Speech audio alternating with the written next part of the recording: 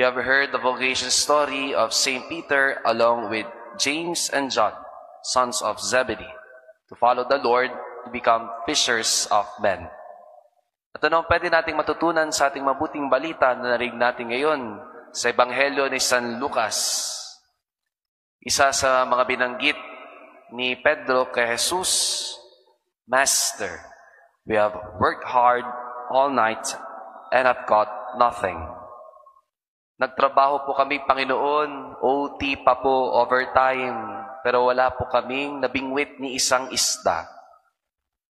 It's quite ironic that Jesus is a carpenter. Eksperto si Jesus sa pagiging karpentero, at si Simon Pedro naman ay eksperto sa pangingisda. Kung tutuusin sa mata ng mundo, kapag ang isang karpentero ay tuturuan ng isang mangingisda, parang may mali. Because our carpenter's expertise is only for carpenter's trade. At ganoon din sa mangingisda. But Simon Peter was very open to Jesus. At ano ang kakaiba dito? Hindi niya lang hinayaan si Jesus na sundan. Si Simon Pedro ay hinayaan ni Jesus, hinayaan niya si Jesus na sumampa at sumakay sa kanyang bangka. That what makes it different. At anong panyaya sa ating mga kapatid kay Kristo ngayong araw? Panigurado ako, kayo po'y nakikimisa po ngayon at pagkatapos ng Santa Misa ay may kanya-kanya kayong gagawin ngayong araw. May papasok sa eskwelahan, may magtatrabaho sa iba't ibang opisina, yung iba may pagkakaabalahan sa buong magdamagan. But everything is fruitless without Jesus. Everything is meaningless without the Lord.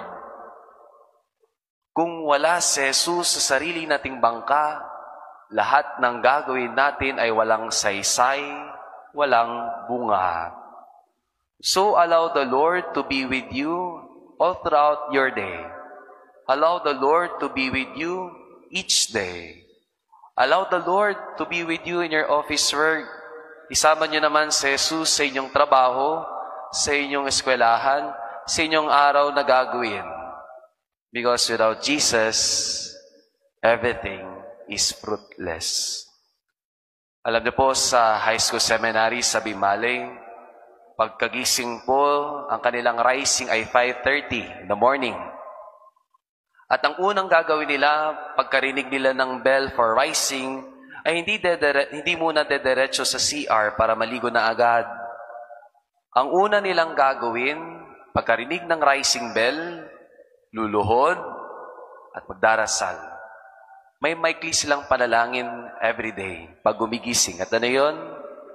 All for thee, O most sacred heart of Jesus. All for you, O most sacred heart of Jesus. Napakaikli lang, pero makabuluhan. At ano ang tinuturo namin sa mga seminarista? Sa lahat ng gagawin mo buong araw, ialay mo kay Jesus, isama mo siya buong magdamagan. Mga kapatid kay Kristo, pag wala si Jesus, lahat ng gagawin, walang bunga.